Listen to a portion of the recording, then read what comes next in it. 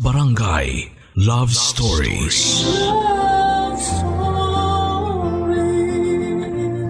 Sa buhay mag-asawa, madalas na nauuna ang paghihirap bago ang kaginhawahan. Paraan kasi yon para lalong mapatatag ang kanilang relasyon at pagsasama. Ikaw kapuso, handa ka bang samahan ang taong mahal mo sa hirap at ginhawa man ng iyong buhay? Dear Papa Dudut, kapag nahanap at nakilala mo na ang taong ramdam mo na para sa iyo, ay gawin mo ang lahat para maiparamdam sa kanya ang pagmamahal mo sa lahat ng oras. Ang buhay kasi natin ay may limitasyon lamang. Kaya dapat na sinusulit natin ang bawat segundo, minuto, oras o araw na pwede nating makasama ang taong mahal natin. Para kapag dumating ang araw na mawala ang isa sa inyo, ay wala tayong kahit na anong pagsisihan dahil nagawa nating maging masaya sa mga oras na kasama natin sila, Papa Dudut.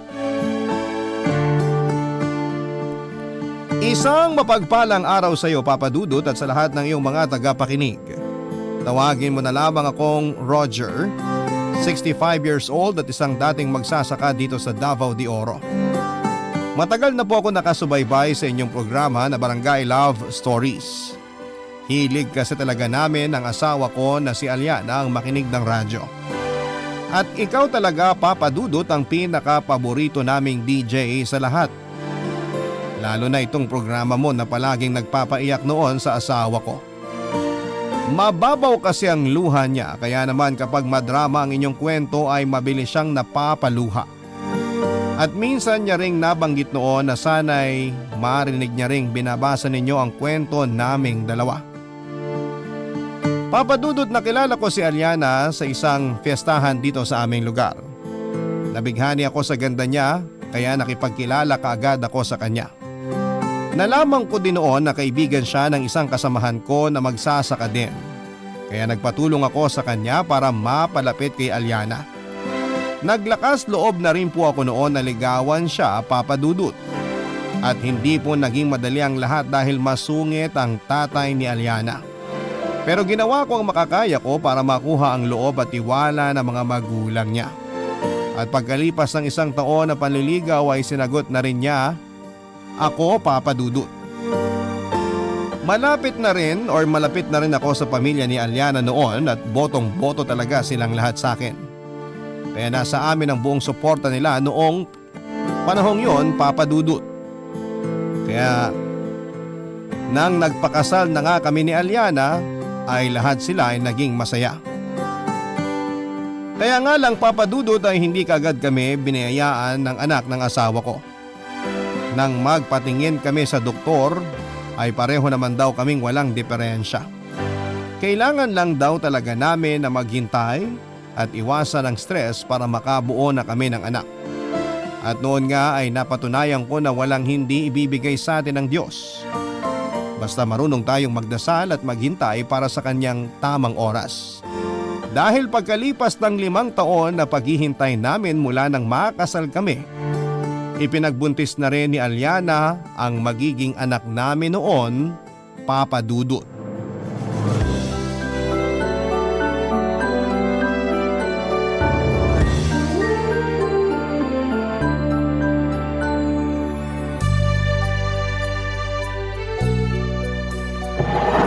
Mahal, maupo ka na lang muna dyan. Ako nang magliligpit nitong mga pinagkainan natin sa lamesa. Tutulungan na rin kitang mag-ayos dito sa lamesa kasi ang dami nito mga nakakalat. Sina nanay at tatay kasi, kapag dumadalaw dito sa bahay natin, palaging bitbit ang mga kapatid ko tsaka mga pamangkin. Sinabi mo pa, para tuloy tayong may munting pistahan dito sa bahay tuwing araw ng linggo. Mabuti na lang, mahal, mahusay ka ng magluto. Hindi naman ako magiging mahusay sa pagluluto kung hindi mo ako tinuruan. Ibang klase na nga mga inihahain mong pagkain ngayon, mahal. Pwede nang ilaban sa mga kilalang restaurant. Lalo na yung sisig na niluto mo kanina, gustong gusto ni tatay. Napansin ko rin yun, kasi nakarami siya ng kanin kanina. Kinabahan pa ako kasi nung unang beses na natikman niya yung luto ko, Hindi na siya nag-ulam at puro kanin na lang ang kinain niya. Naalala ko yan, mahal. Tapos paulit-ulit niya pang sinasabi no na sana raw sa labas na lang tayo kumain dahil nawalan siya ng gana sa mga niluto mo. Pero nakita mo naman kanina, si tatay ang pinakamaraming nakain sa atin na kanin at ulam. Mabuti na lang talaga at natutunan ko na sa wakas ang mga teknik mo sa pagluluto. Hindi na ako titignan ng masamahan ni tatay sa tuwing magkakasama tayong kumain. Nako, makapanganak lang talaga ako. Magluluto na ulit ako. Baka kasi yung mga luto ko naman ang hindi nyo na magustuhan sa susunod. Mahal, kalawangin man niyang husay mo sa pagluluto, kakainin ko pa rin ang lahat ng pagkain na ihahain mo sa akin. Basta luto ng mahal ko, automatic na masarap yan sa panlasa ko. Ang bolero naman ang asawa ko. Ay. Pero grabe, ang bait ng Diyos, no? Akala ko kasi talaga, hindi na matutupad ang paulit-ulit nating pagdarasal sa Kanya. Pero ito at konti na lang, mayayakap na natin ang anak natin. Mabait naman kasi talaga ang Diyos, mahal. Napatunayan ko na yun nung araw na nakasal tayong dalawa. Dahil pinakita niya sa akin na meron talagang tao na darating para kumpletuhin ang buhay ko. At mas makokompleto na tayo sa oras na makasama na natin si baby. Ang sarap namang pakinggan nun, mahal. Pero tama ka. 2 buwan na lang at matatawag na rin tayong isang kompletong pamilya. Ay, excited na talaga ako na medyo kinakabahan. Oh, bakit ka naman kinakabahan? Eh ako yung mga anak. Iniisip ko lang, mahal, na mauna pa akong himatayin sa'yo dahil sa kaba at pagkataranta ko. Nako, yan ang wag na wag mong gagawin, ha?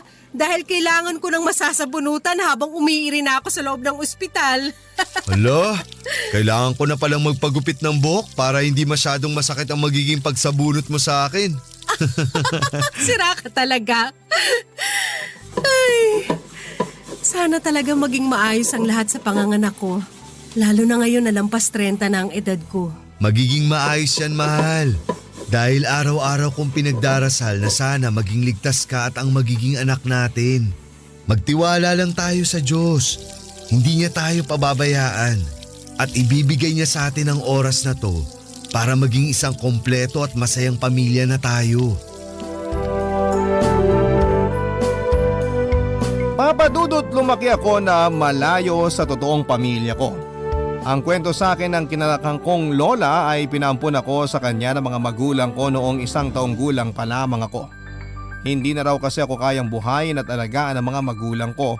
15 taong gulang naman ako nang mamatay ang lola ko na nag-alaga sa akin. Pero hindi ko na rin hinahanap pa ang tunay kong pamilya.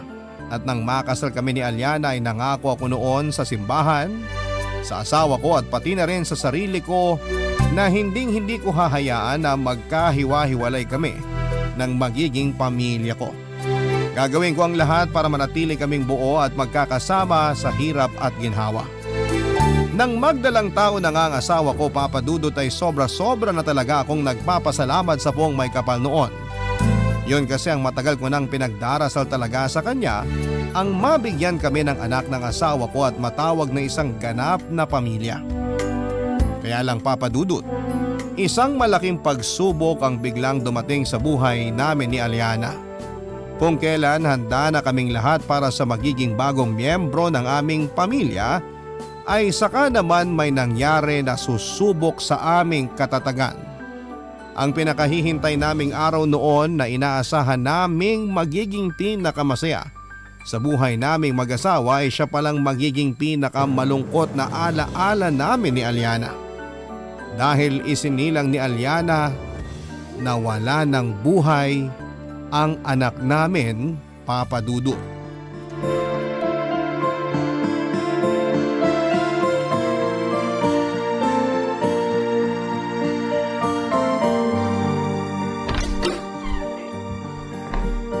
Gising ka na pala, mahal. Medyo kagigising ko lang din. Nasaan pala si nanay? Nandito siya sa bahay kanina bago ako umalis para i-check yung mga tanim nating gulay sa bukid. Nagpaalam siya na uuwi lang daw muna sa kanila sandali. Dahil baka walang nag-aasikaso sa mga pamangkin ko. Alam mo naman ang kapatid ko, tanghali na kumagising. Mahilig din kasi magpuyat yon, pero hindi naman gumigising ng maaga. May uwi nga pala akong pinya dito. Bigay ng pinsan mo na nakasalubong ko kanina. Matamis daw to, kaya sigurado ako na magugustuhan mo. Babalatan ko na para ito na lang muna ang kainin mo. Mamaya na lang, mahal. Wala pa rin naman akong ganang kumain. Gusto mo ba na ipagtimpla na lang kita ng mainit na kape? Ayoko, mahal. Gatas, baka mas gusto mo yun. Hindi na. Wala pa talaga akong ganang kumain o uminom ng kahit na ano. Mamaya na lang siguro. Sige, ikaw ang bahala. Alam mo, mukhang okay talaga yung pataba sa lupa na binigay ng tatay mo. Kasi ang ganda ng bunga ng mga pananim nating gulay. Mukhang pag-aagawan na naman sa atin yun ng mga suki natin sa palengke. Mahal, may uwi rin pala akong buko dito. Ito na lang muna ang inumin mo para mas masustansya sa katawan. Wala namang dahilan para maging malakas pa ang katawan ko eh. Walang dahilan para ingatan ko pa ang sarili ko. Ano bang sinasabi mo, Aliana? Siyempre kailangan mo pa rin maging malakas at masigla. Para saan pa? Roger, hindi ko lang kasi maintindihan. Naging maingat naman ako noon. Sinunod ko lahat ng payo ng doktor sa atin. Huminto ako sa pagtatrabaho, palagi lang ako nandito sa bahay at lahat ng bawal hindi ko ginawa. Pero bakit kailangang mawala pa rin ang baby natin? Aliana, alam kong mahirap at mabigat pa rin tong pangyayari sa buhay natin. Pero mag-iisang buwan na ang nakakaraan mula nung mailibing si baby. Kaya kailangan nating tanggapin na wala na siya sa atin. Siguro, hindi pa talaga to ang oras para makasama natin siya. Pero bakit nga? Bakit hindi pa binigay ng Diyos ang oras na to para makasama natin siya ng mas matagal? Roger, hawak na natin siya eh. Nayakap na natin si baby. Pero hindi man lang natin narinig ang pag-iyak niya kahit 10 segundo lang. Bakit kailangan na lumabas siya sa akin nang hindi man lang niya nagawang huminga kahit ilang segundo? Hindi ko maintindihan eh. Bakit ba kailangan kaagad niyang mawala mula sa atin? Mahina ang puso ng anak natin. Yun ang sabi ng doktor, di ba? At kung sakali man na nabuhay siya nung araw na pinanganak mo siya, baka mahirapan lang din daw siya. Dapat ako na lang ang nawala eh. Dapat si baby na lang ang nabigyan ng pagkakataon na mabuhay sa mundong to. Dapat ako na lang ang kinuha ng Diyos dahil wala rin namang dahilan para mabuhay ako ngayon. Huwag mong sabihin yan, Aliana. Dahil nandito pa rin ako sa tabi mo. Kasama mo pa rin ako at pilit akong lumalaban sa araw-araw para sa'yo. Pilit ako nagpapakatatag para pwede mo akong kuhanin ng lakas mo. Kasalanan ko kasi to. Kasalanan ko kung bakit nawala ang baby natin. Kung naging mas maingat lang sana ako sa pagbubuntis ko, hindi siya mawawala sa atin. Hindi mamamatay ang anak natin, Roger. Walang may kasalanan sa atin, Aliana. Ginawa natin ang lahat para maging maayos ka hanggang sa araw na manganganak ka na. Kaya lang wala talaga eh. Hindi pa ito ang oras para makasama natin siya. Pero sa ngayon nakikiusap ako. Pilitin mong magpakatatag. Pilitin mong maging malakas kahit para sa akin lang. Kasi kapag nawala ka, ako naman ang mawawalan ng dahilan para mabuhay. Kaya please, huwag mo akong iwan. Dahil hindi ko na alam ang mangyayari sa akin kapag ikaw naman ang nawala sa buhay ko.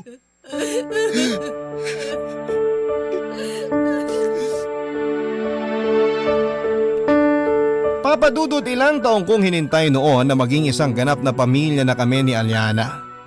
Nangako ko na kahit simple lamang ang buhay namin ay hindi ko hahayaan na maghirap ang pamilya ko.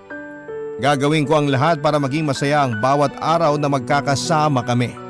at ipaparamdam ko sa mag-ina ko na hindi namin kailangan ng maraming pera para maging masaya kami. Simpleng buhay para sa simpleng kasiyahan.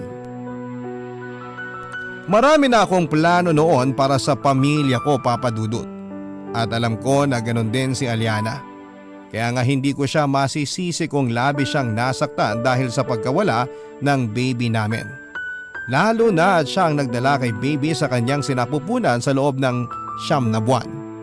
Nakita ko kung gaano siya naging maingat sa kanyang pagbubuntis, kaya naiintindihan ko na sa aming dalawa ay siya talaga ang mas nasaktan sa pagkawala ng anak namin. Pero hindi rin naman kami pwedeng habang buhay na makulong sa lungkot, Papa Dudut.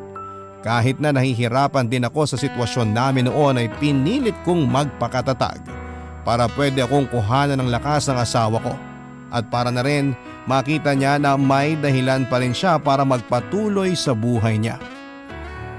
Na kailangan niyang magpalakas at maging matatag para sa akin at para sa binubuong pamilya naming dalawa, Papa Dudut.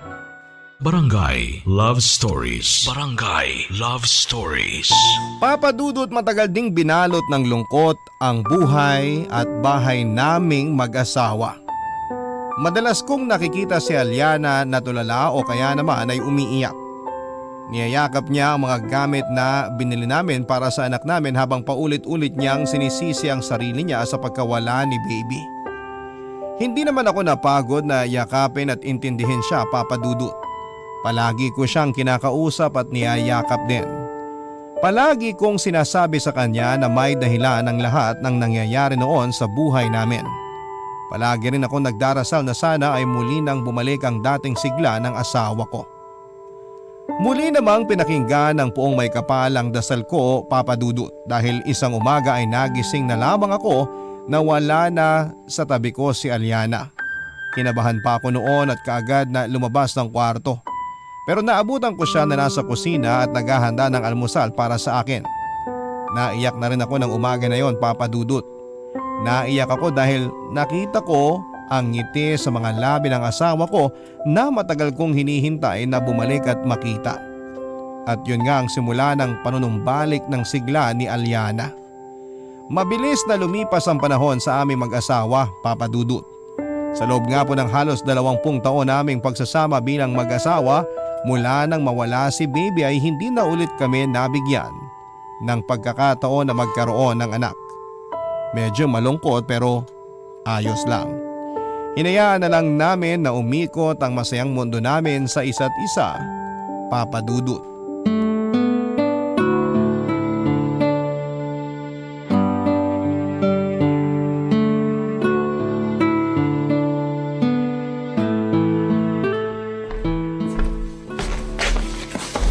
Grabe, ang daming tao sa palengke kanina, mahal.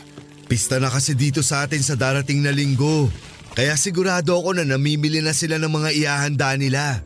Ayos lang naman na maraming tao sa palengke, kaya lang, sinabayan pa nitong mainit na panahon. Iba nga ang init ngayon dito sa atin, mahal, no? Kaya nga palaging 2 litro ng tubig ang dala ko sa tuwing pupunta ako sa bukid. Ewan ko ba sa nangyayari ngayon dito sa atin? Kada taon yata dumodoble ang init na pinaparamdam sa atin ng panahon. Ito ang tuwalya, mahal. Magpunas ka na muna. Pawis na yung noo at leeg mo. Salamat.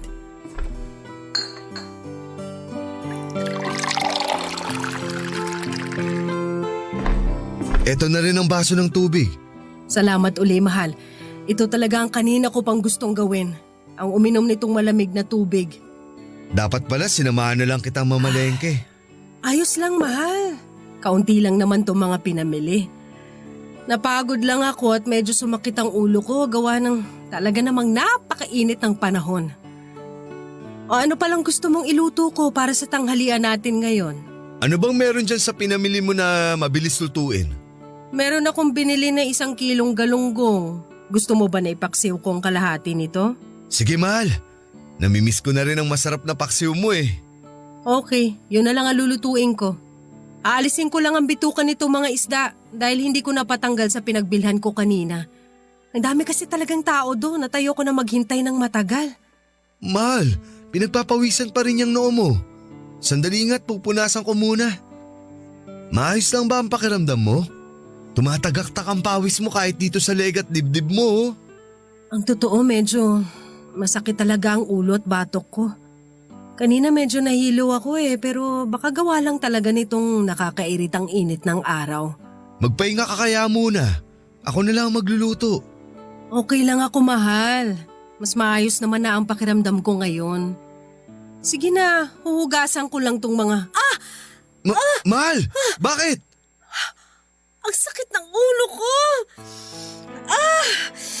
Sobrang kumikirot na parang pinupukpok!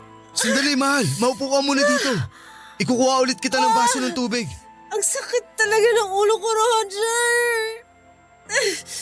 Sobrang sakit! Mahal, bubuhatin na kita. Dadalhin na kita sa ospital kasi baka kung ano na yan. Halika, kumapit ka lang sa akin. Mahal! Mahal, gising! Mahal! Papa Dudut, bago tuluyang nawala ng malay noon si Aliana ay nakita ko na medyo sala ang mga labi niya habang ang kanang kamay at binti niya ay parang naninigas. Kaagad naman kaming nakasakay ng tricycle at nakapunta sa ospital. At habang nasa loob siya ng isang kwarto at sinusuri ng doktor ay pumunta ako sa chapel ng ospital at doon ay umiyak na nagdarasal. Nagmakaawa ako sa poong may kapal na sana ay pagalingin niya kung anuman ang sakit ni Aliana. Dahil hindi ko talaga kakayanin kung mawawala siya sa buhay ko. Siya na lamang ang meron ako sa buhay ko, Papa Dudut, at kung mawawala pa siya sa mga oras na yon ay baka piliin ko na lang din na mawala sa mundong ito. Nang makabalik ako sa kwarto kung nasaan si Aliana ay nakausap ko na rin ang doktor na tumingin sa kanya. Sinabi ng doktor na inatake ng mild stroke ang asawa ko. Mabuti na lang daw at hindi malayo ang ospital sa bahay namin at kaagad ko siyang naisugo doon. Dahil baka mas lumala pang nangyari sa kanya kapag nagkataon na natagalan ang pagdating namin sa ospital.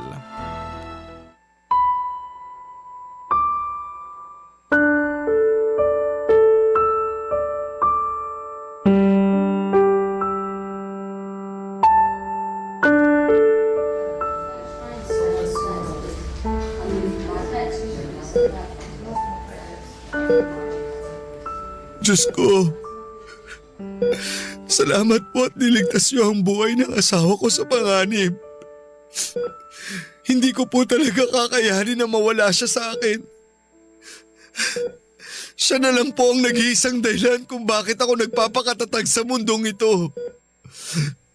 Kung kukunin niyo po ang asawa ko, baka hindi ko na po mapigilan ang sumunod sa kanya. Kung pwede lang po sana na ako na lang ang magkasakit. Ako na lang ang ma-stroke.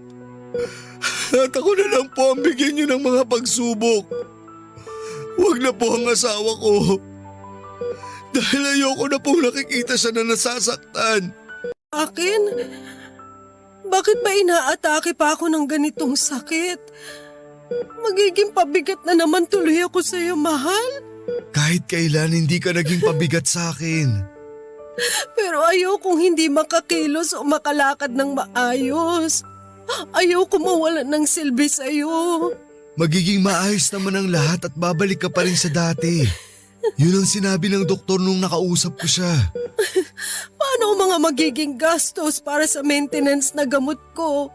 Hindi ba magkakaroon na ako ng mga gamot na kailangang inumin kapag nakalabas na ako dito sa ospital? Huwag mo na munang isipin ang mga yan. Kaya naman nating bilhin kung ano ang mga magiging gamot mo. Kaya hindi mo dapat yun pinoproblema pa. Hindi lang naman ang mga gamot o gastusin ang iniisip ko, mahal. Kung hindi pati na rin ikaw. Ikaw lang naman ang mahihirapan sa ating dalawa. Dahil ikaw ang magpapakahirap sa trabaho at sa pag-aalaga sa akin. Lalo na ngayon na mawawala na ako ng silbi sa bahay bilang asawa mo. Ano ba yung sinasabi mo? Hindi mo naman responsibilidad ang mga gawaing bahay o ang pag-aasikaso sa akin eh. Ang responsibilidad mo lang ay ang magpalakas. Para sa akin, mahal.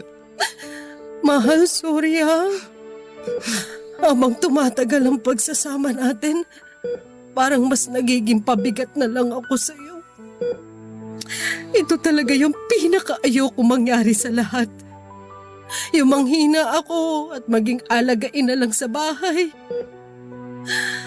Ay, bakit ba kasi kailangan na paulit-ulit na lang tayong pahirapan ng Diyos? Hindi niya tayo pinahihirapan o sinasaktan. Kung ano man ang mabigat na nangyayari sa atin ngayon, lahat to pagsubok lang. At alam ko na kakayanin natin malampasan ang lahat ng to. Basta mahal, walang susuko sa atin ha. Kuhanan natin ang lakas ang bawat isa. Salamat, mahal. Salamat kasi palagi kang nagpapakatatag para sa akin. Sabay tayong magpalakas at maging matatag. Ito na rin siguro ang gusto na iparating sa atin ng Diyos. Ang maging matatag tayo bilang mag-asawa. Papa Dudut, may isang linggo lang pong na-confine si Aliana sa ospital at pagkatapos noon ay nakalabas na rin siya.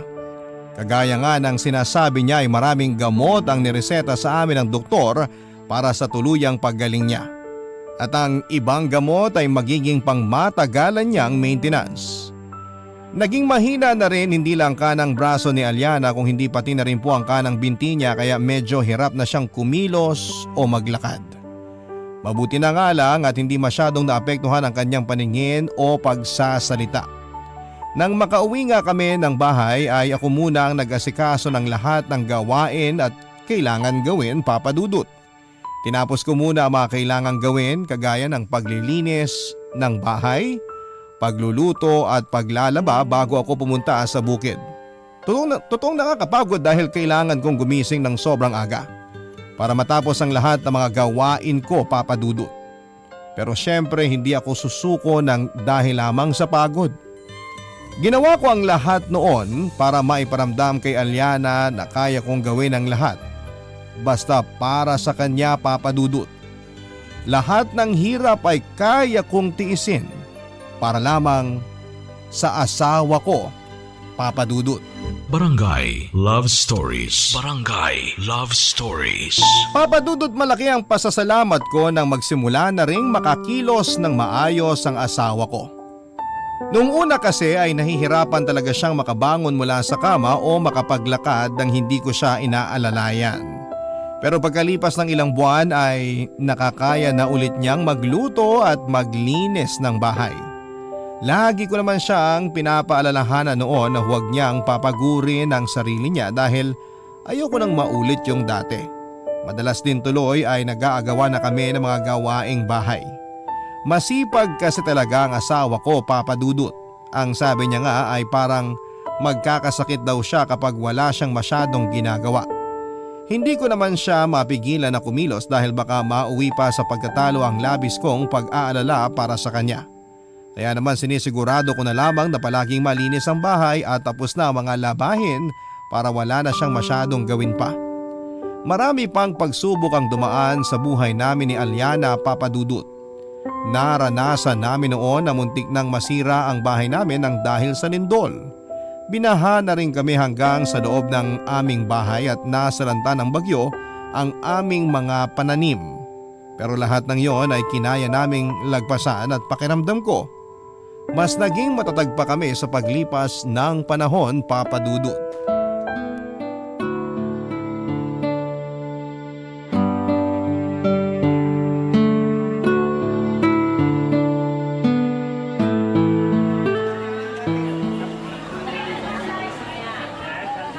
Mabuti na lang huminto na rin sa wakas ang malakas na pag-ulan dito sa lugar natin. Ilang linggo na tayong binabagyo eh. Mahal, sigurado ka ba na gusto mong sumama sa akin ngayon sa pamamalengke? Oo, mahal. Na makapaglakad-lakad naman ako ng medyo malayo at may mapuntahan na ibang lugar. Ang tagal ko na rin na walang ibang napupuntahan kundi ang bakuran natin at ang 4 na sulok ng bahay. Pwede ka naman mamasyal sa kapitbahay natin at makipagkwentuhan sa kanila. Para hindi ka masyadong naiinip kapag wala ako sa bahay. Naku, ilang araw na nga akong nasa bahay ng isang kumare natin. Mukhang nagsasawa na nga siya sa pagmumuka ko eh.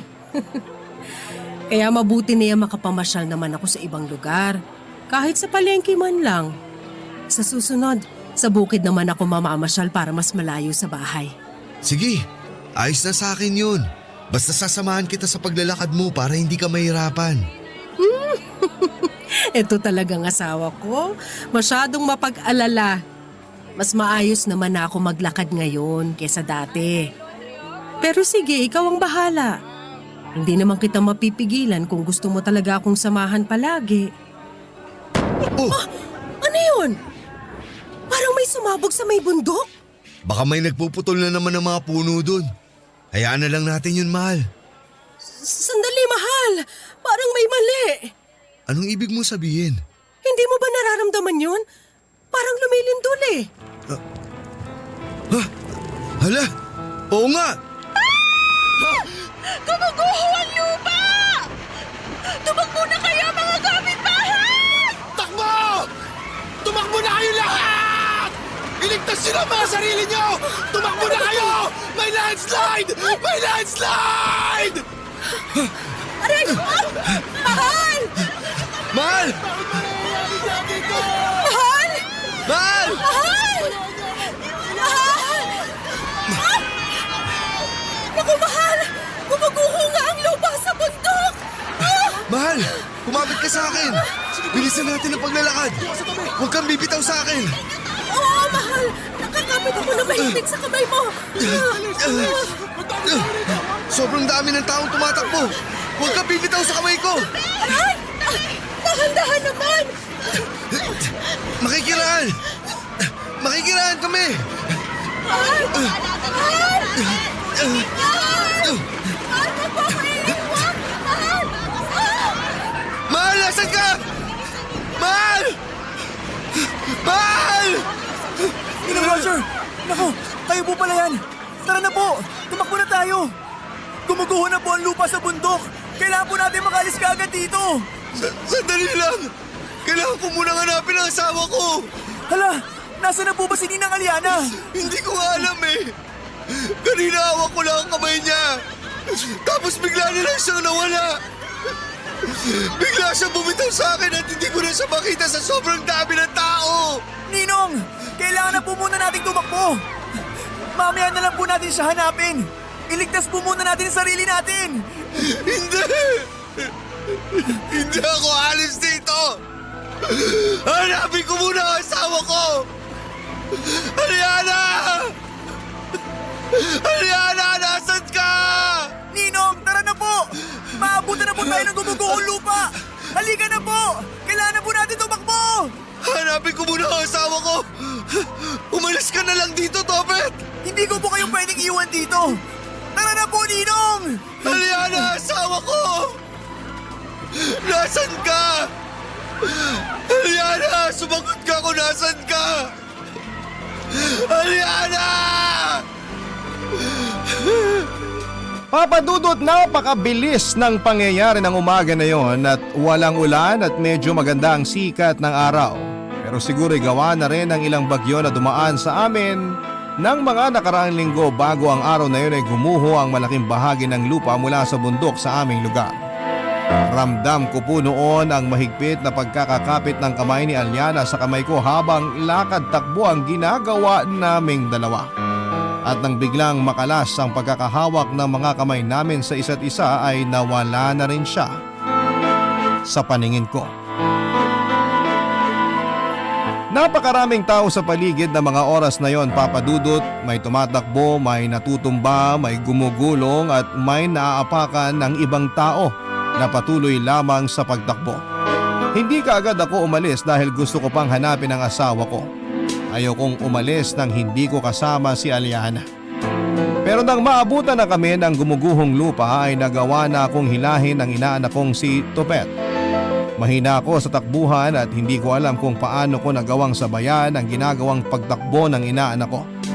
Mas bumilis ang pangyayari ng oras na yon, Papa Dudut. May mga nalalampasan kami noon ng mga tao na nakahandusay na sa putika na parabang wala ng buhay.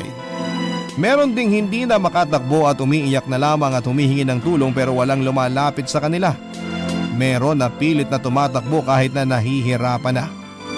Kitang-kita ko kung paano halos lamunin ng putik ang ibang tao at kabahayan sa lugar namin.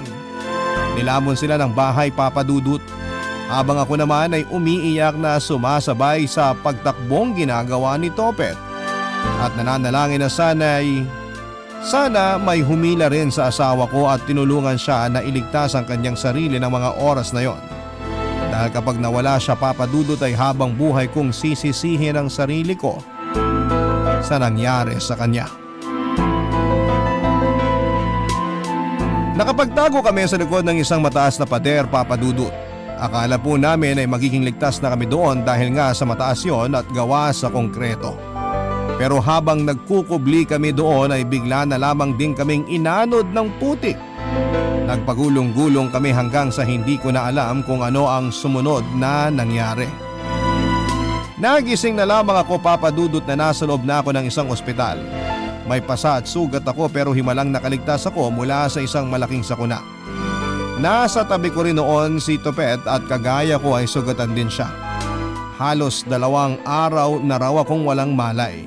Masakit pa ang katawan ko ng mga oras na yon, Papa Dudut, pero pinilit ko nang bumangon. Sinabi ko sa inaanak ko na gusto ko nang bumalik sa lugar namin kung saan naganap ang landslide. Ayaw niya sana akong samahan pero napilit ko siya.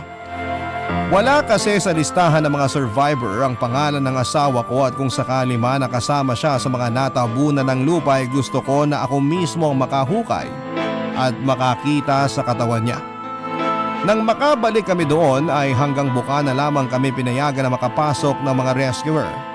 Nakakakilabo talagang pagbasta ng paligid ng araw na yon, Papa Dudut. Dahil maraming katawan ng tao na wala ng buhay ang nakalubog sa putikan. Ang iba sa kanila ay kamay, ulo o paa na lamang ang nakikita. At doon nga ay sinimulan ko nang maghukay gamit ang mga kamay ko para hanapin ang asawa ko, Papa Dudut.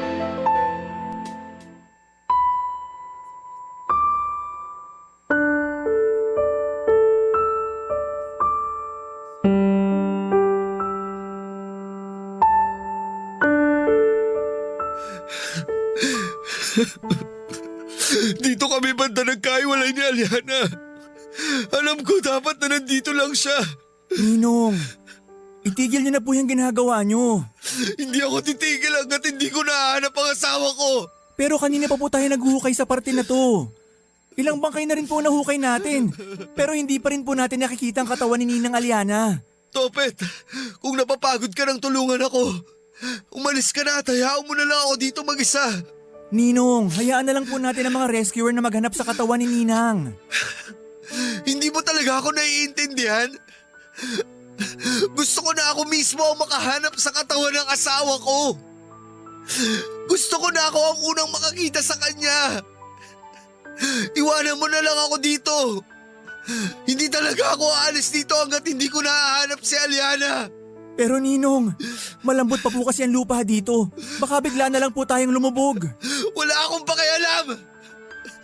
Basta hindi ako aalis dito. Hanapin ko muna ang asawa ko. Alam ko na nandito lang siya. Sigurado ako kasi dito kami nagkahiwalay. Nakikita niyo naman po ang paligid. Hindi talaga tayo sigurado kung dito nga po natabunan si Ninang Aliana. Kasalanan ko kasi to eh. Kung bakit kasi binitawan ko siya. Dapat tinawakan ko ng maigpit ang mga kamay ni Aliana. Kasalanan ko to, Topet. Kasalanan ko kung bakit namatay ang asawa ko. Ninong, wala po kayong kasalanan dahil walang may gusto na mangyari ang landslide na to. Pero ako pa rin ang mas malakas sa aming dalawa. Dapat ako pa rin ang gumawa ng paraan para mailigtas ang buhay niya. Ako na lang dapat ang namatay. Ako na lang dapat ang nilamon ng lupa ng buhay. Aliana, mahal ko. Patawarin mo ako. Patawarin mo ako dahil naging mahina ako. Patawarin mo ako dahil hindi kita nailigtas. Bakit? Bakit na kailangan na mangyari to? Bakit kailangan na mauna ka pang mawala sa akin? Mahal ko. Hindi ko kakayanin na mawala ka sa akin. Hindi ko kaya. Parang awa niyo na, Diyos ko. Ibalik niyo po sa akin ang asawa ko. Ibalik niyo po siya.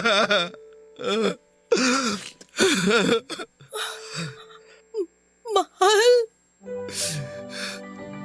Topet, totoo ba itong nakikita ko?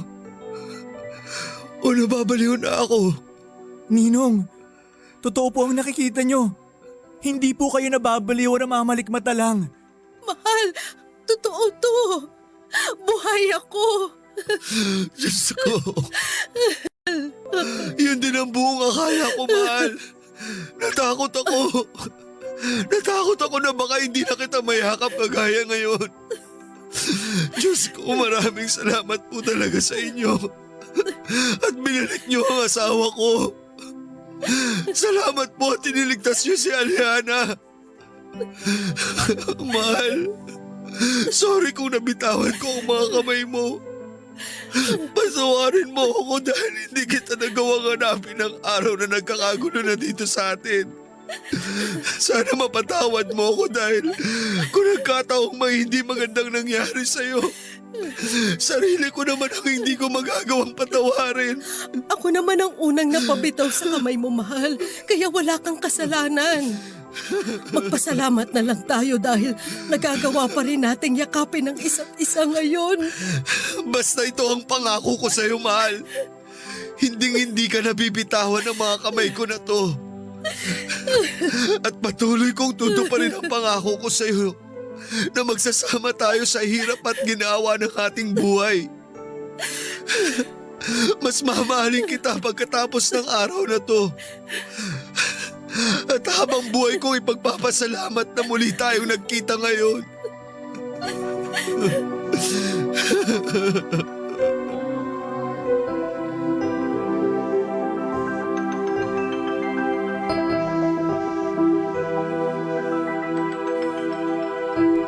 Papa Dudut, sobrang laki ng pasasalamat ko noon sa Poong May Kapal para sa muling pagtatagpo namin ni Aliana. Hindi kasi talaga ako makapaniwala na muli pa kaming magkikita.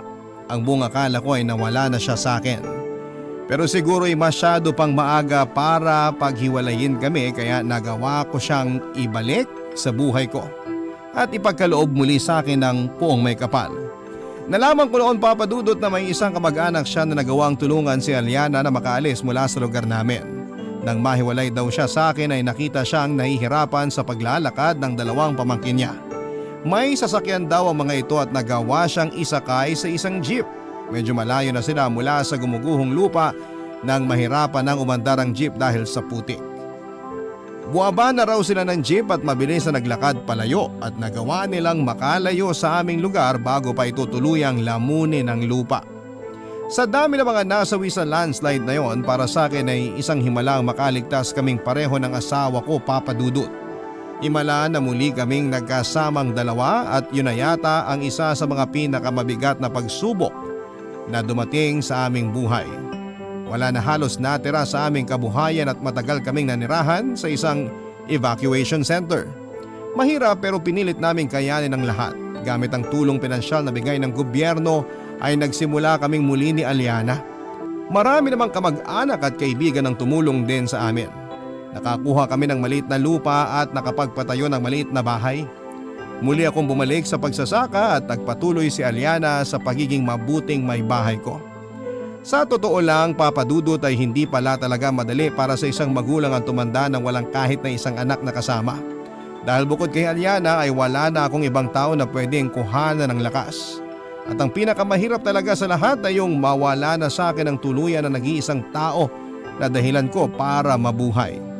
Sa pangalawang pagkakataon kasi, Papa Dudut, na inatake ng stroke si Aliana ay hindi na siya nakaligtas pa. Tuluyan na po siyang kinuha sa akin ng Poong May Kapal. Napakahirap. Sobra. Dahil para akong mababaliw ng mga panahon na yon. Gulong-gulo na ako sa mga pwedeng maging dahilan kung bakit ba paulit-ulit na sinusubok ng buong may kapal ang katatagan ko. Bakit parang wala ng katapusan ang mga pagsubok na ibinibigay niya sa buhay ko? Bakit kailangan na pati ang asawa ko ay mawala pa sa akin? Malapit na akong sumuko noon, Papa Dudut. Malapit na akong bumitaw at sumunod kay Aliana kung nasaan man siya. Hanggang isang gabi ay dinalaw ako ng asawa ko sa aking panaginip. At doon ay kinausap niya ako. Ang sabi niya noon sa panaginip ko ay magpakatatag daw ako kahit na hindi ko na siya kasama. At huwag na raw akong masyadong malungkot sa pagkawala niya at isipin ko na lang daw na kahit papaano ay hindi na siya makakaramdam pa ng kahit na anong sakit o kirot kung saan man siya naroon. At nangako rin siya na kapag oras ko na talagang mawala sa mundong ito ay hahanapin niya raw ako para muli kaming magkasama. Nagising ako noon na umiiyak habang yakap ang paboritong una ng asawa ko. Mas lalo ko pa yung niyakap at mas lalo akong naiyak. Ang hirap pala talagang mag-isa, Papa Dudut, ang hirap paiwan ng taong sobrang minahal mo. Ngayon ay mahigit 8 taon ang nakakaraan mula nang mawala si Aliana. Heto ako, buhay pa at patuloy na lumalaban at nagpapakatatag. Gusto kong makita ni Aliana kung nasaan man siya na siya pa rin ang dahilan kung bakit ako nagpapakatatag sa buhay at patuloy kong hihintayin ang sandali na muli kaming magkakasama. Salamat po, Papa Dudut, sa pagbibigay daan para maibahagi ko ang kwento kong ito sa ating mga kabarangay. Sayang at hindi ko nakasama si Aliana sa oras na mai-air niyo po ito. Gusto niya pa naman talaga na magkasama kaming makinig ng sulat ko na ito na umere sa Barangay Love Stories. Pero ganun pa man ay alam kong natutuwa pa rin siya dahil nakapag-iwan ng inspirasyon ang aming kwento sa lahat ng mga kabarangay na nakikinig ngayon. Ang inyo pong kapuso at kabarangay forever, Roger. Barangay Love Stories.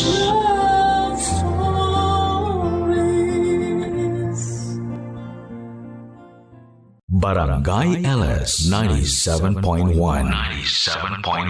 Number 1 Forever. Kabarangay, i-share mo ang iyong barangay love stories. Sabay-sabay nating pakinggan ang iyong kwento ng pag-ibig, buhay at pag-asa. Ipadala lang sa barangaylovestories@yahoo.com. Ang mga kwento ng pag-ibig, kwento ng buhay at kwento ng pag-asa dito sa Barangay Love Stories. Love Stories.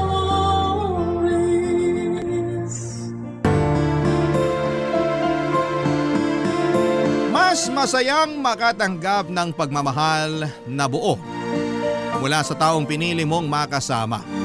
Hindi yung palagi kang pangalawa at tatanggap ng pagmamahal na tira-tira lamang ng iba.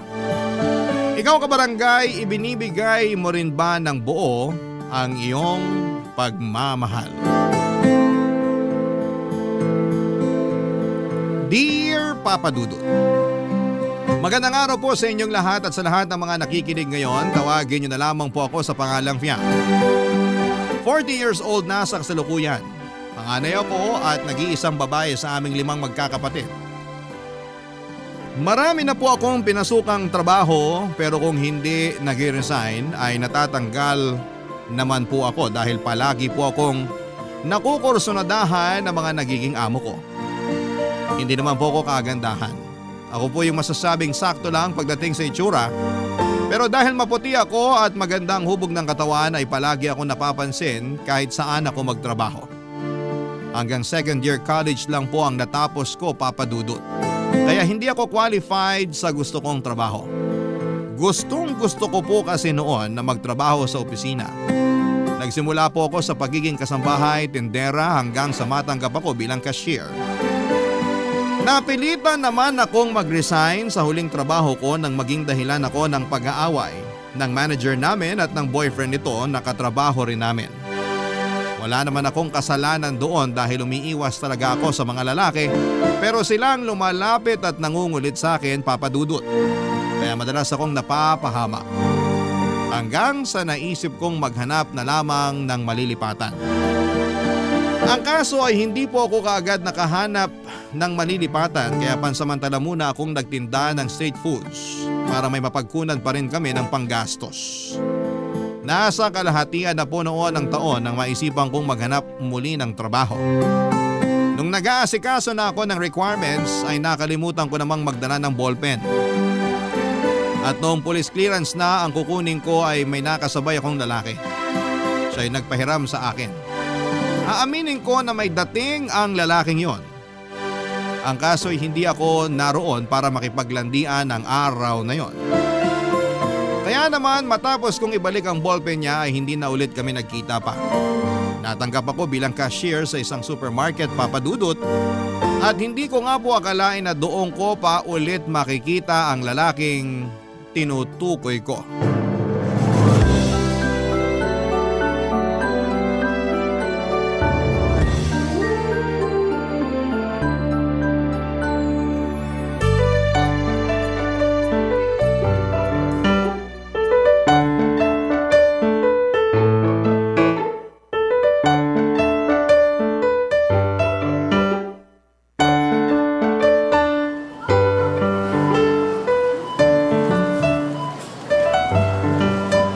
Uy, pamilyar ka. Parang nakita na tayo. Ballpen! Hindi ballpen ang pangalan ko. Hindi. Ibig kong sabihin, ikaw yung nagpahiram ng ballpen sa akin nung kumukuha ako ng police clearance. Buti hindi mo ako nakalimutan. Akalain mo yun? Liit ng mundo, no? Sino ba naman mag-aakala na magiging magkatrabaho pala tayo? Oo nga eh. Ako nga pala si Fiang. Nickname ko lang to ha. Sabi kasi nila masyado raw makaluma yung pangalan ko kaya mas okay na yung Fiang. Cute nga ng pangalan mo eh. Parang ikaw. Ikaw kakikilala lang natin, ang bobola ka na. Ay teka, hindi mo pa sinasabi pangalan mo. Miguelito real name ko pero mix na lang for short din. Nice meeting you nga pala, Fiang. Cute mo. Sexy pa. Ikaw iniskan mo yata ako bago mo pa ako nilapitan eh. Sana sinabi mo para nakipaglaban ako sa'yo ng titigan. Wow, palaban ka. Gusto ko yan. Uy, joke lang yun! Walang joke-joke sa akin. Wala ka ng lusot. Gagawin natin yung titigan challenge na gusto mo. Pero hindi dito. Saka na lang yan. Ilang taon ka na nga pala? 35 na ako. Ikaw? Mas bata lang ako sa'yo ng 3 taon. Pwede. Ha? Ano pwede? Pwede ka ng ligawan. Sino namang manliligaw sa akin hindi naman ako kagandahan no? Para sa akin, maganda ka. Tsaka hindi ako maniniwala kung sasabihin mo sa akin na hindi ka pa nagkaka-boyfriend. Hindi pa nga. So, virgin ka pa? Hoy, bakit mo ba tinatanong yan? Joke lang, to naman. Sorry na. Ganito ka rin ba sa mga babaeng bago mo palang nakikilala? Hindi naman. Parang sa'yo pa nga lang eh. Nakakatuwa ka kasi. Talaga ba? Oo, kaya para mas mahaba yung kwentuhan natin, invite kita mamaya. Kung okay lang sa'yo. Okay lang naman, pero saan ba tayo pupunta? Sa hotel. Ha? Agad-agad? Joke lang. Pero pwede rin naman kung gusto mo. Ayos ka, kakikilala pa lang natin eh. Ayan na, nagsungit na. Sorry na kasi. Biro lang naman yun eh. Hindi na mauulit, promise. Sige na, okay na yon. Pero saan ba kasi tayo pupunta? Di mo na lang kasi sagutin ng maayos eh. O sige na, eto na. May bagong bukas kasi na cafe malapit lang dito. Gusto ko sanang puntahan kaso wala pa ako naiisip na isama. Sakto naman na nagkita tayo rito. Kaya ikaw na yung naisip ko. Para makapagkwentuhan na rin tayo. Game! Sama ako! Sige Pag-out natin mamaya, punta tayo. Okay, sige. Pero teka, libre mo ba? Oo naman, libre ko. Kaya wag mo nang isipin yung gagastusin.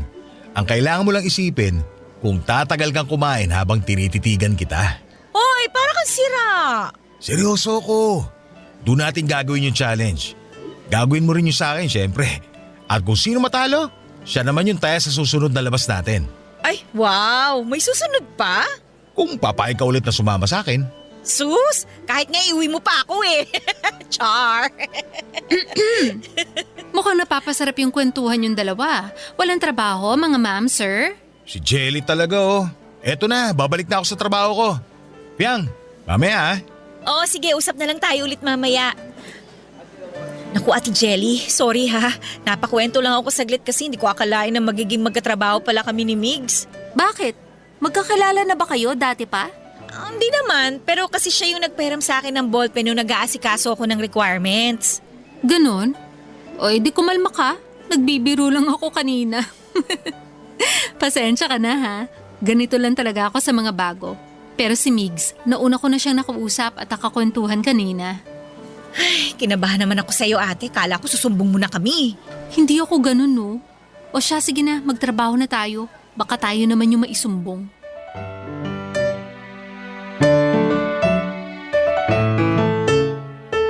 Papadudot, hindi ko maialis ang tingin ko noon kay Migs dahil nakakaakit naman talaga siya. Hindi naman siya yung tipong sobrang gwapo pero malakas ang apil niya sa mga babae. Matangkad siya at mukhang palagi ring nagwo-workout. Kahit yung boses niya ang sarap pakinggan. Kaya parang gusto ko na lamang siyang titigan, maghapon at pakinggan yung mga kinukwento niya. Kahit siguro tungkol sa mga langgam yung pag-uusapan namin, ay magiging interesado pa rin ako dahil sa boses ni Migs. Kahit na ilang araw pa lang ang nakakalipas mula nang magkakilala kami, ay nagkagaanan na kaagad kami ng loob. Madalas kaming nag-uusap tuwing break namin at nagtatawanan at nagbibiruan pa kahit oras ng trabaho. Minsan ay hindi na rin kami naiiwasang tuksuhin ang mga kasamahan namin sa trabaho at kahit mga customer na nakakapansin sa pagtitingin na namin papadudot. Kahit kasi ako at cashier kasi ako at bagger naman siya. Kaya may mga pagkakataon talaga na nag-uusap kami kahit oras ng trabaho. Habang tumatagal noon ay mas lalo pa kaming nagiging malapit sa isa't isa. Minsan ay sabay kaming lumalabas dahil nagkakayayaan pa kaming kumain ng tusok-tusok o kaya ay maglakad-lakad muna bago umuwi. Nung unang sweldo naman namin, papadudod ay doon na nagsimulang lumalim ang namamagitan sa amin ni Migs nang magkayayaan kaming mag-inuman, papadudod.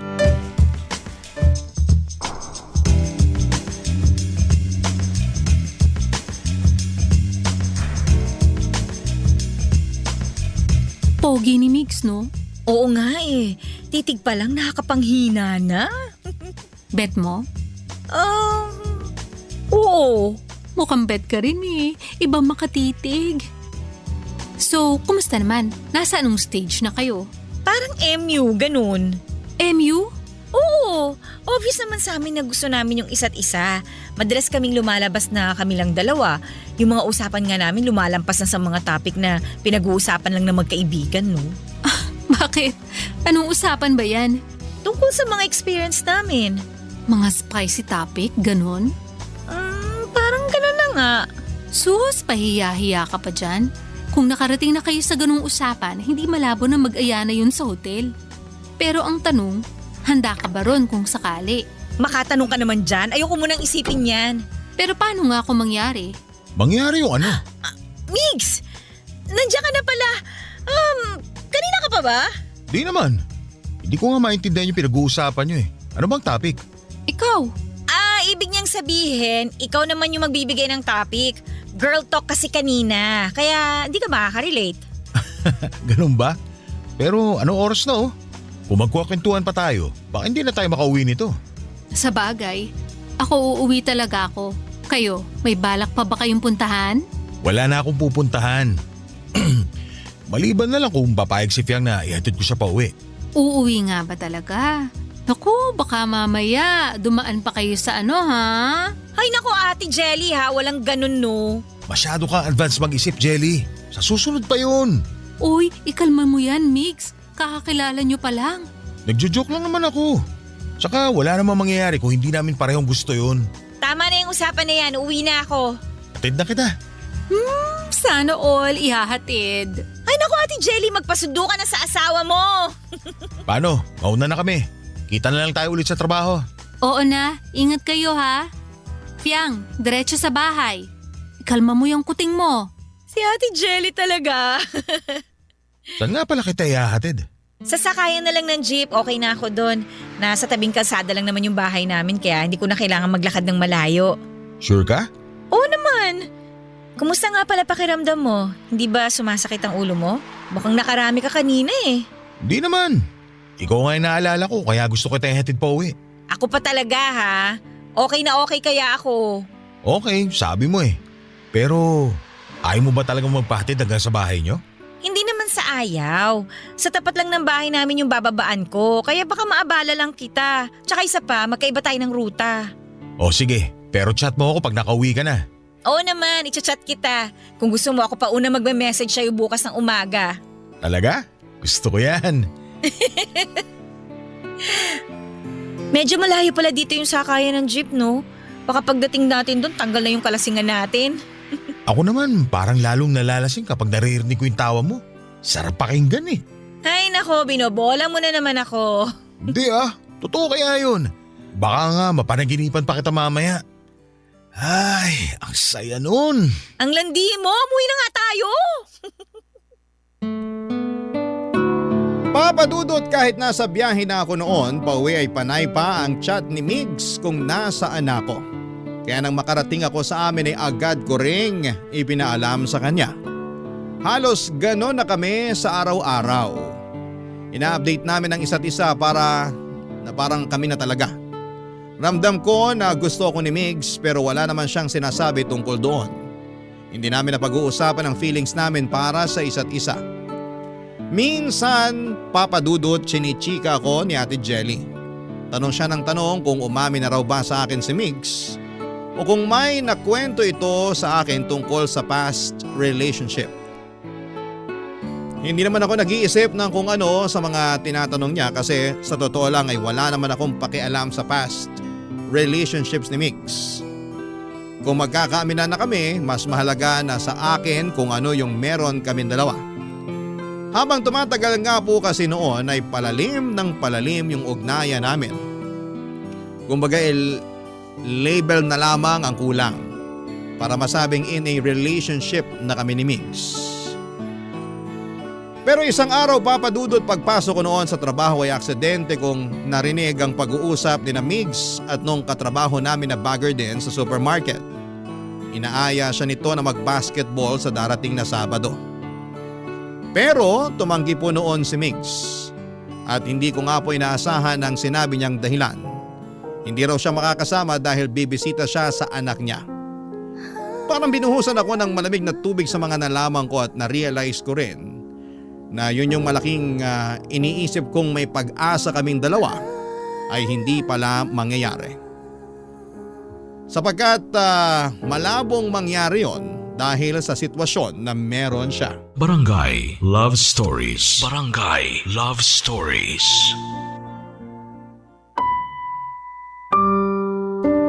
Papa Dudut, nagulat ako sa nalaman kong may anak pala si Migs. Hindi ko naman siya masisisi dahil hindi naman ako nagtanong. Ni hindi ko nga rin maalala kung naitanong ko ba sa kanya kung may girlfriend na ba siya o asawa. Basta sumabay na lamang ako sa agos hanggang sa naging close kaming dalawa.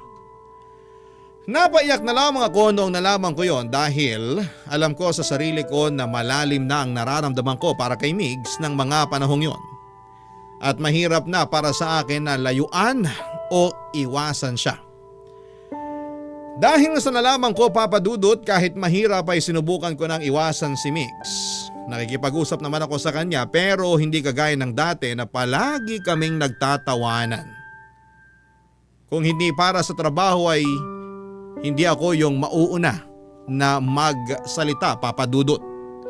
Hindi na rin ako sumasama tuwing nag-aaya siyang lumabas. Nagdadahilan na lamang ako na may importanteng asikasuhin o di kaya ay masama ang aking pakiramdam. Hanggang sa napansin na rin yon ni Ate Jelly. Kinausap niya ako at tinanong kung ano ang problema. Sinabi ko naman sa kanya ang katotohanan at hindi na siya nagulat doon. Pero ang pinagtataka ko ay parang may gustong sabihin sa akin si Ate Jelly na hindi niya masabi-sabi. Lumipas ang 2 linggo na iniwasan ko pa rin si Migs. Batid ko na medyo nakakahalata na siya. Pero hindi ko na lamang yon pinansin. Kung aasa pa kasi ako sa kanya ay siguradong masasaktan lamang ako sa huli. Pero kahit panindigan ko ang pag-iwas sa kanya, may mga pagkakataon pa rin talaga na ginagamit niya para magkalapit kami ulit, Papa Dudut. Sinabi ko sa sarili ko na hindi ako magpapakatanga. Pero parang kinain ko rin ang mga sinabi ko noong mas malala pa ang mga nangyari. Nagkayayaan ulit kaming uminom noong sweldo na namin at inaasahan ko nang sasama rin si Migs. At doon na nga po kami nakapag-usap ng masinsinan, Papa Dudut.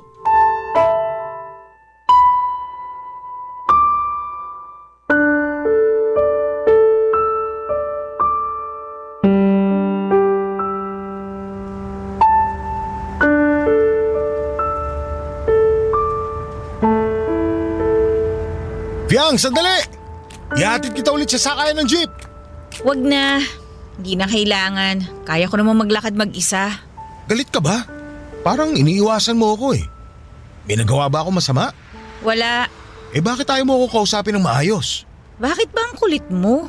Ihahatid na kita. Lasing ka na eh. Baka kumapano ko pa sa daan. Ano bang pakialam mo? Ano bang problema? Bakit ka nagagalit sa akin? Wag mo na nga ako sundan. Nakakairita yung pagmumukha mo eh. Sabihin mo kasi sa akin kung bakit ka nagkakaganyan. Nagtatawanan lang tayo kanina tapos ngayon ayaw mo na naman akong kausapin. At bakit kita kakausapin, ha? Sinungaling ka? Ano? Paano naman ako naging sinungaling? Huwag ka nang magmaang-maangan. Alam kong alam mo kung ano yung sinasabi ko. Manghuhula na ba ako ngayon? Kaya nga ako nagtatanong sa'yo eh. Kasi hindi ko alam kung bakit ka nagagalit sa akin, di ba? May hindi ka sinabi sa akin. Ano ba yun? Sabihin mo naman sa akin. Hindi mo sinabi na may anak ka na pala. Ha? Paano mo nalaman? Narinig ko kayo ng katrabaho natin. Inaaya ka niyang mag-basketball pero sabi mo, bibisitahin mo yung anak mo. Ibig sabihin, may asawa ka na. Oo, pero hindi naman kami nagsasama. Matagal na kaming hiwalay. Pero bakit hindi mo sinabi sa akin yun? Kahit man lang sana tungkol dun sa anak mo. Pasensya ka na kung hindi ko nasabi sa'yo. Pero wala naman akong balak isikreto yun. Nauna mo lang malaman, kaya sorry. Huwag ka na magalit. Babawi na lang ako sa'yo. Ay, hindi mo naman kailangan bumawi eh. Hindi naman tayo, di ba? Huwag ka na magtampo. Please? Sa tingin mo tampo lang tong nararamdaman ko? Nagmumukha na akong tanga, Migs. Ang ganda na nung pinapakita mo sa akin eh.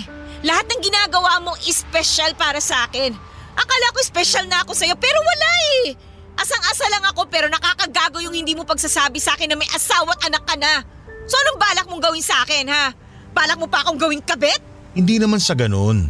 Sabi ko nga diba hindi na kami nagsasama. Hindi kami okay kaya malabo yung sinasabi mo na magiging kabit ka. Hindi ka kabit kaya huwag mong tawagin yung sarili mo ng ganyan. Kasal nga kayo eh! Ano mga kala mo? May special title yung mga kabit para hindi nakakahiyang pakinggan? Alam mo, lasing ka na. Saka na lang natin to pag-usapan kapag okay ka na. Okay ako! Yung meron tayo, yun ang hindi okay! Ang labo-labo kasi eh! Sabihin mo nga sa akin, ano ba tong meron tayo? Puro kalandian lang ba to o may nararamdaman ka na sa akin? Pag-usapan natin to pag hindi ka nalasing. Papa Dudut, inabutan kami noon ng ulan habang nag-uusap sa gilid ng kalsada. Wala na kaming pakialam pa kung may nakakarinig sa amin ng mga sandaling yon. Alam kong nakainom ako pero alam ko lahat ng mga sinasabi ko kay Migs. Malinaw yon sa alaala ko at sinadya kong sabihin sa kanya mga bagay na yon para makakuha ng sagot pero bigo pa rin ako. Hindi ko pa rin alam kung mahal ba ako ni Migs o trip niya lamang akong landiin noon. Kung ako naman ang tatanungin ay hindi ako mag-aalinlangang sabihin ang totoo kong nararamdaman. Minahal ko na si Migs sa maikling panahon ng pagkakakilala namin sa isa't isa. Gusto ko siya at gusto ko siyang maging boyfriend. Pero paano naman mangyayari yon kung may asawa siya? Kahit saang anggulo tignan ay sabit pa rin ako sa relasyon nila. At ang pinakamasakit doon ay parang tumatanggap lamang ako ng tirat-tirang atensyon mula kay Migs. Nang gabing yon, dahil sa pagod at galit na nararamdaman ko kay Migs, ay hindi ko na namalayang nakatulog na pala ako sa mga bisig niya. At nang magising ako, nasa harap na kami ng isang mumurahing hotel. Ewan ko ba, Papa Dudut, pero sumabay na lamang ako sa agos noon. Hindi na ako nagtanong kay Migs kung ano ang ginagawa namin doon. Hindi rin ako umangal ng alalayan niya ako papunta sa isang kwarto matapos niyang mag-check-in, Papa Dudut.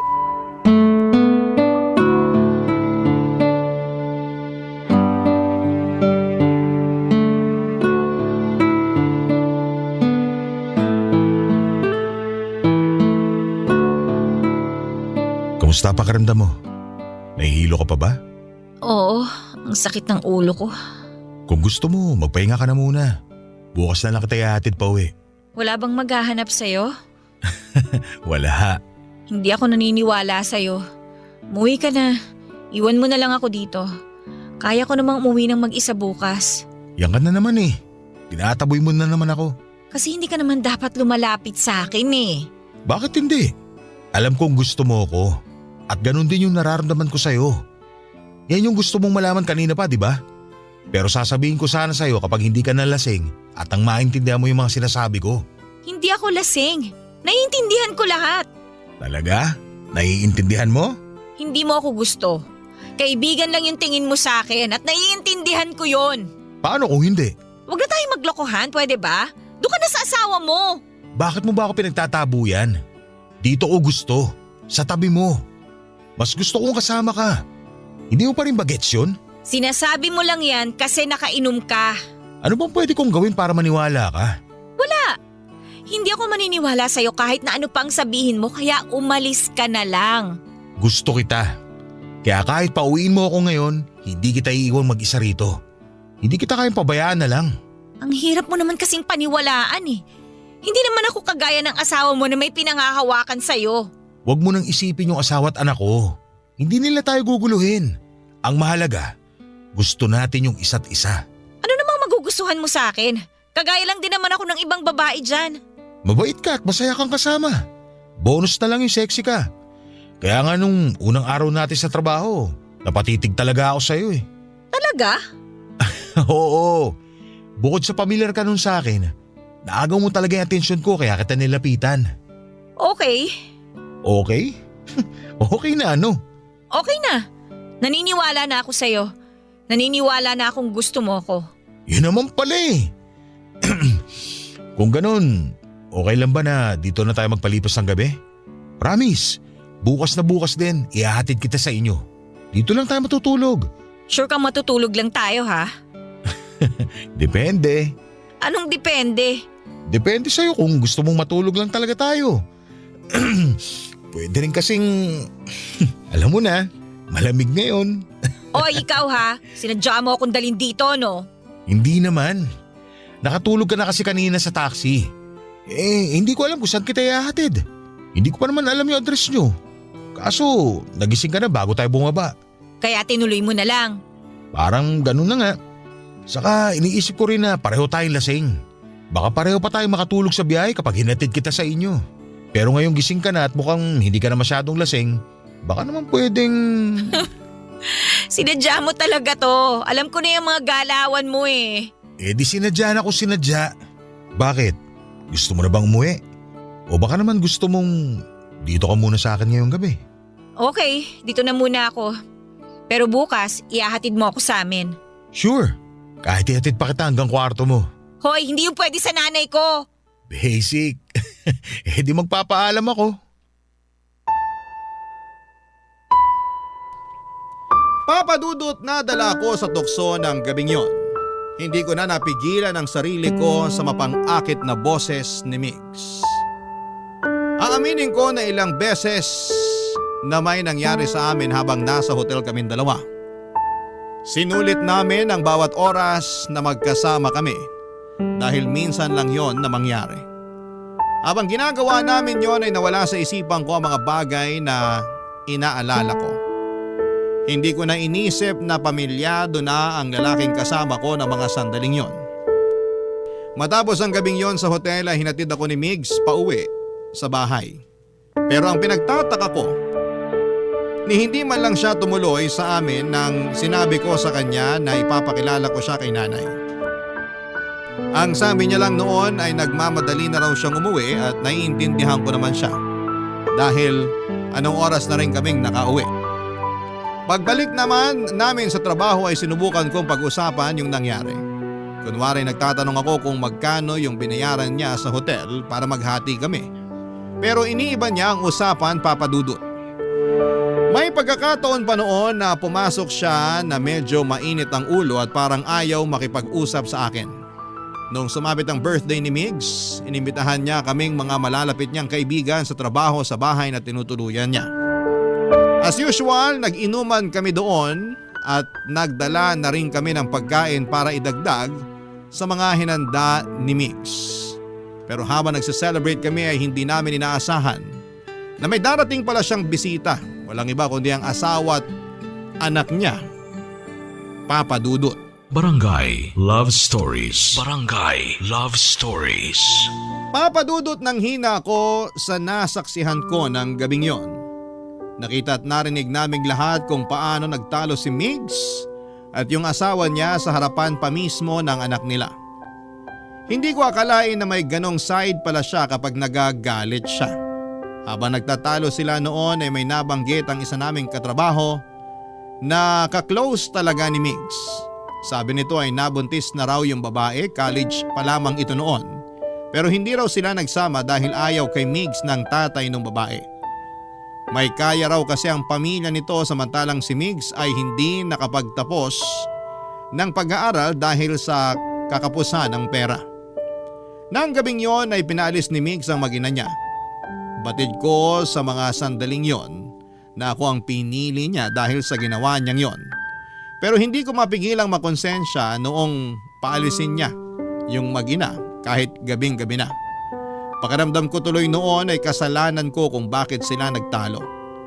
Pero nung nilapitan ako ni Migs ay medyo gumaan na ang pakiramdam ko. Nagpa-comfort siya sa akin at pagkatapos noon, Papa Dudut, ay may nangyaring muli sa amin. Akala ko ay tuloy-tuloy na yung magandang nangyayari sa amin ni Migs. Pero nang makita kong sinundo siya ng asawa niya sa trabaho ay para na naman akong sinampal ng katotohanang may asawa at anak na siya, Papa Dudut.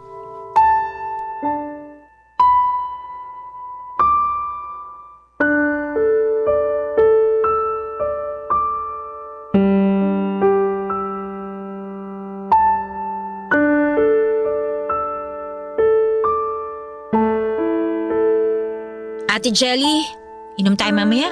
Ha? Ano namang nakain mo at nagyayaya kang uminom? Nababad trip kasi ako kay Migs eh. Bakit naman? Nakita ko kasi siya kanina, sinundo ng asawa niya. Nakakotse pa nga eh. Bakit ngayon ka lang nagre-react ng ganyan? Hindi ka ba aware na may asawa si Migs nung una pa lang? Nalaman ko naman nung narinig ko na nag-uusap sila nung katrabaho natin. Okay. Tapos wala ka pa rin ginawa. Ate, meron! Sinubukan ko siyang iwasan. Napansin niyo naman yun, di ba? Pero napanindigan mo ba? Hindi ba sabi mo nga may nangyari pa sa inyo bago kanya ihatid pa uwi? Ang tanga mo rin eh, no? Ate naman, huwag mo na nga ako sermonan. Sasaktan na nga ako eh.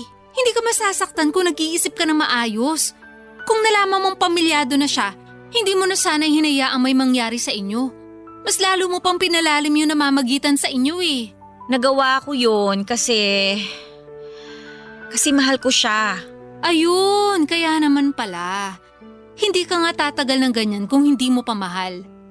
Eh ang tanong, mahal ka rin kaya niya? Hindi ko alam. Alam mo na pamilyado siya. Pero pinush mo pa rin na makipagrelasyon sa kanya. At si Migs naman, isa malaking paasa. Walang kasiguruhan yung relasyon nyo. Sa tingin mo ate, okay na ba sila nung asawa niya? Kaya ba siya sinundo kanina? Si Migs lang ang nakakaalam ng sagot dyan. Ano? Tatanungin ko ba siya? Aba malamang. Kesa naman sa nanguhula ka dyan. Mabuti nang alam mo kung ano yung totoong estado ng relasyon nila mag-asawa. Baka mamaya, ginagawa ka lang panakip-butas ni Migs. Saklap nun. Hindi ko alam kung paano ako mag-react kapag sinabi niyang okay na ulit sila ng asawa niya. Masakit malaman yung totoo. Pero mas masakit kapag niloloko ka lang niya tapos pinatagal mo pa. Mag-isip-isip ka nga. Hindi mo deserve na maging parausan lang ng isang lalaki. Grabe ka naman sa parausan, ate. Bakit hindi ba? Ilang beses na rin naman na may nangyari sa inyo, di ba? Pero ni minsan ba, narinig mong sinabi niya na mahal ka niya? Ha! Baka yung sinabi niya lang masarap kang kasama. Tapos ikaw, nagpapauto ka naman sa kanya. Grabe ka talagang mang real talk, no? Hay nako, hindi kita uutuin gaya ng ginagawa niya. Tsaka hindi ka na bata. 32 ka na, kaya dapat alam mo na kung paano harapin yung mga ganyang sitwasyon. Kayo rin naman nagsimula niyan eh. Alam ko naman yun. Hindi ko pa lang talaga alam kung paano ko sisimulang kausapin si Migs. Natatakot kasi akong malaman yung totoo eh. Naiintindihan naman kita. Nagmahal din naman ako. Pero sana, wag mo nang dugtungan pa yung naging pagkakamali mo sakaling alam mo na yung totoo. Maawa ka sa sarili mo. Isipin mo na lang yung pagod natin sa trabaho tapos madadagdagan pa ng heartbreak. Pighati malala talaga. Sana hindi na lang ako napunta sa ganitong sitwasyon. Ang hirap-hirap. Mahirap pero kakayanin mo. Kausapin mo muna siya. At saka ka magdesisyon kung tatapusin mo na yung nasimulan nyo o ilalaban mo pa.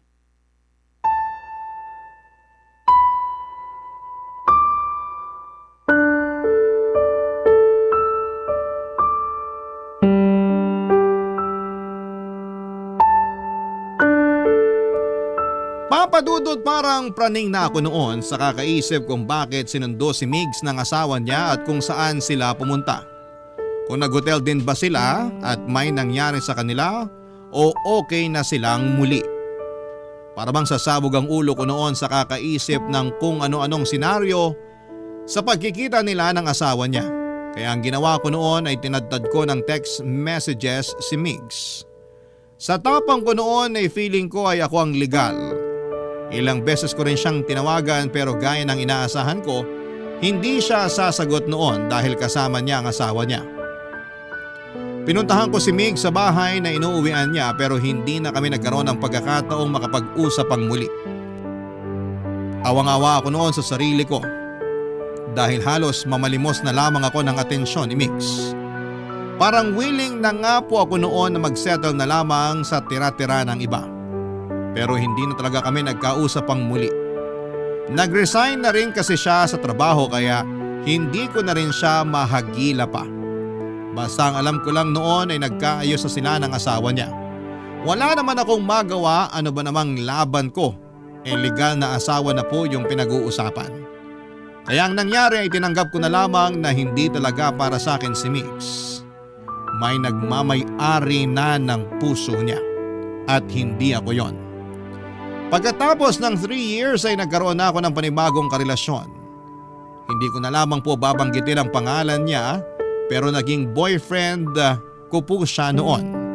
At kung kailan okay na ako ay saka naman kami nagkitang muli ni Migs. Ewan ko ba papadudot. Pero kahit matagal-tagal na rin yung panahong lumipas ay parang bumalik lahat ng excitement ko nang makita ko siya. Nakakayamang sabihin pero may nangyari kaagad sa muli naming pagkikita. Akala ko ay pwede na naming ituloy yung naudlot naming relasyon noon pero ganito po ang mga nangyari.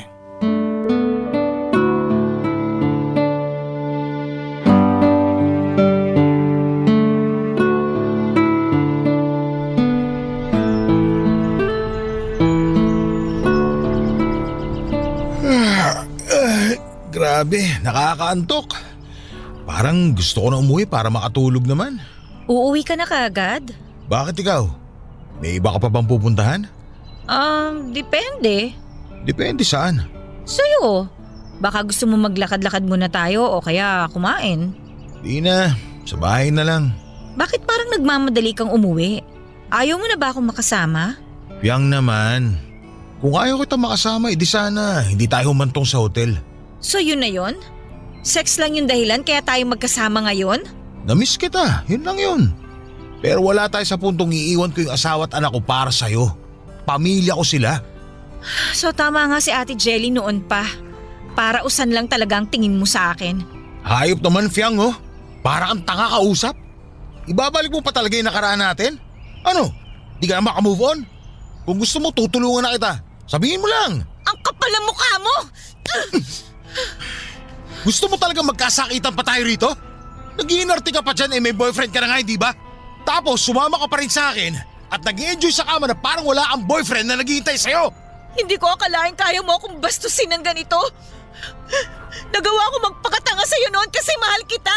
Bobo ka ba? At hanggang ngayon mahal mo pa rin ako, ganun ba? Mag-move on ka na. Hindi kita mahal. At hindi ko pinagsisisihan na naipag-ayos ako sa asawa ko. Siya'y mahal ko noon pa. At ikaw? Sige, aaminin ko na gustuhan naman talaga kita. Pero hindi practical para sa akin na sumugal sa'yo. Alam mo naman siguro kung anong ibig ko sabihin, hindi ba? Kaya nga hindi sapat na gusto lang kita. Buti sana kung mahal na rin kita. Baka sakaling ilaban ko pa. Kaso hindi. Kaya tigilan mo na yung kadramahan mo. Umuwi ka na.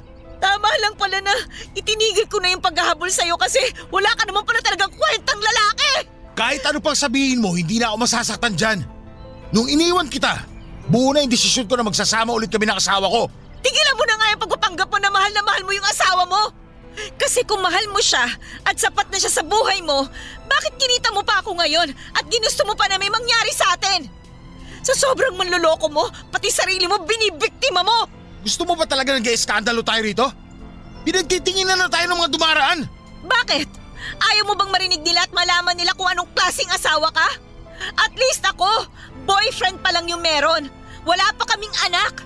Eh ikaw, kunwari ka pang mabuti kang asawa at ama sa anak mo, pero hindi ka nagdadalawang isip na mag-check-in sa hotel na ibang babae yung kasama mo.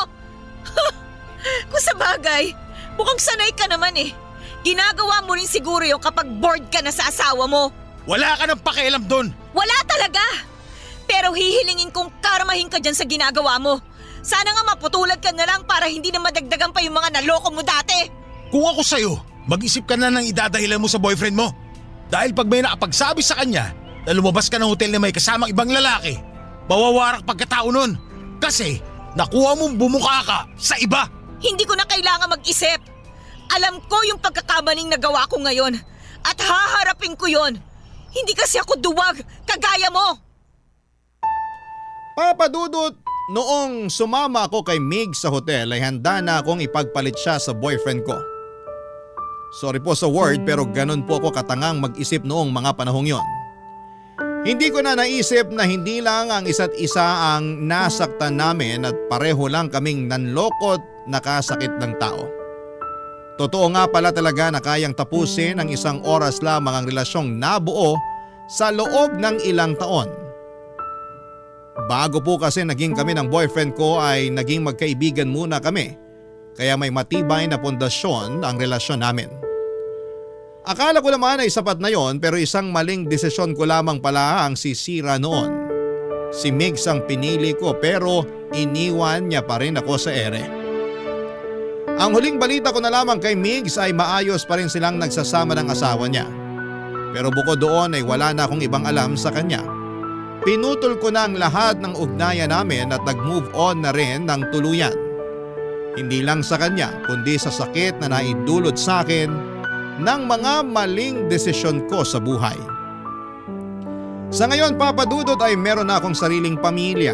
Natuto na ako sa mga naging pagkakamali ko noon at itinatama ko na yon ngayon. Wala po akong inilihim sa asawa ko ngayon at tinanggap naman niya ako ng buong buo.